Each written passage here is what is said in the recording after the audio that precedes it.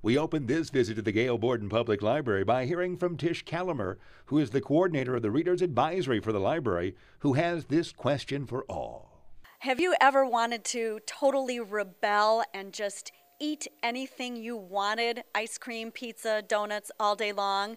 Join us Tuesday, June 3rd from 7 to 8 p.m. and author Elizabeth Berg is going to present her latest book.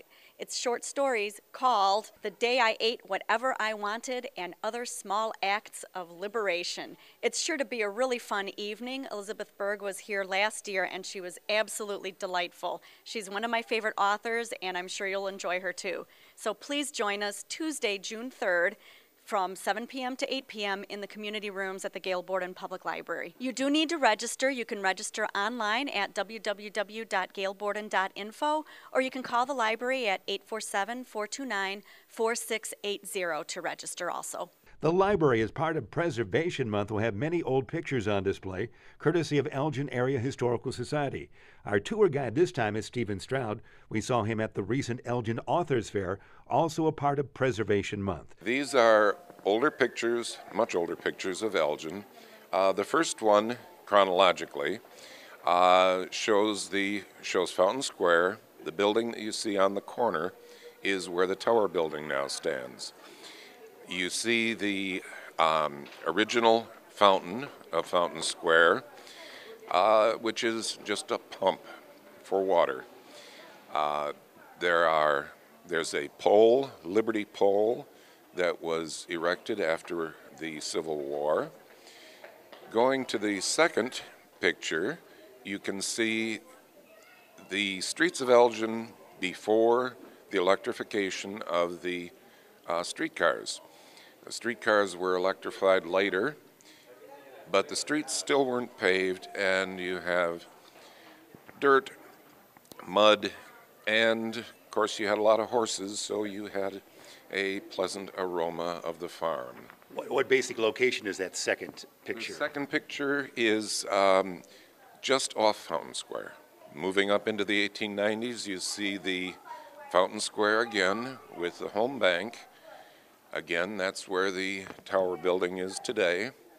The streetcars have been electrified. If you look at the telephone poles, you'll see the multiple lines that are run through there. Each telephone had its own wire. Each home that had electricity had its own line. So you didn't have combination lines. Each one was separate.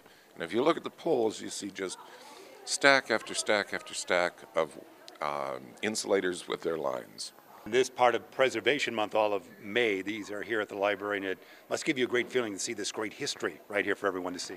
It's always interesting, and one of the problems people have when they look at these pictures is they can't orient themselves to where they are.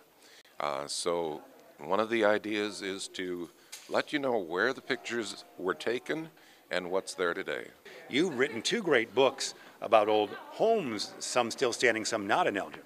Right. I've always concentrated on the residential buildings rather than the commercial buildings, because Mike Alft has done a great deal of work on the commercial buildings, and I felt that it was time for some residential. So I have two books out now. Each one has about 250 old pictures of old homes. And those that are still standing, we have pictures of what they look like today. Now, before we leave the library this time, let's look at some of the other old Elgin 20 pictures on display. As you enter the library, just simply look left. This is a 1914 panorama, and it's simply beautiful, of the Chicago Street Bridge and the Elgin Watch Factory. And if you look close, that's Turner Hall that still stands today. Now, this photo goes back to July 4th, 1867. Today in downtown Elgin on July 4th, we have a major parade. Here, this large group is gathered around on a man on a tightrope. These are wonderful photos on display all this month at the Gail Borden Public Library.